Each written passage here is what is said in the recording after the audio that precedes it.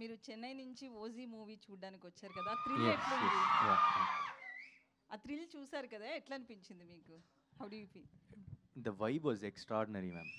Like, what a craze he has. Like, ah, PK fans, yes. Yeah.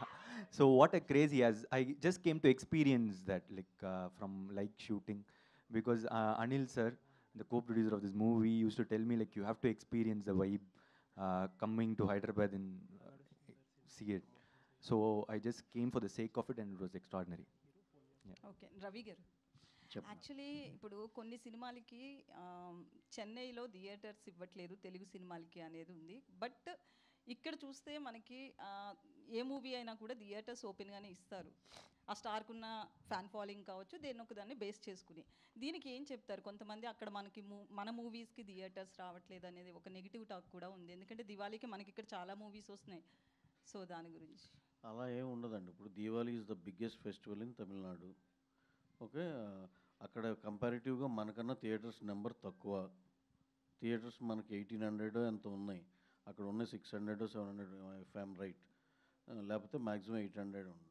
So ఇప్పుడు ఒకటేనండి, ఇప్పుడు సినిమాలన్నీ release అవుతాయి.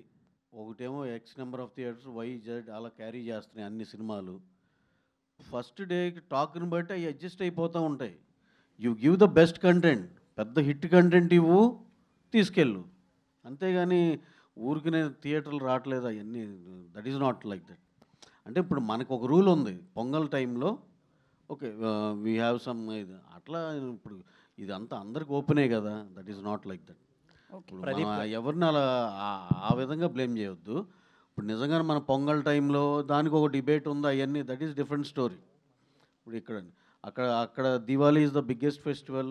అండ్ అగైన్ మరి మీరు దేని ఉద్దేశించి అంటున్నారు నాకు తెలియదు, కానీ నేను జనరలైజ్ చేసి చెప్తున్నది. ఓకే, దాంట్లో ఏ సినిమా బాగుంటే ఆ సినిమా షోలు మ్యాక్సిమం వచ్చేస్తాయి. అది అసలు ఎవరికి వరి అవ్వాల్సింది లేదు, ఎవరు కంగారు పడాల్సిన అవసరమే లేదు.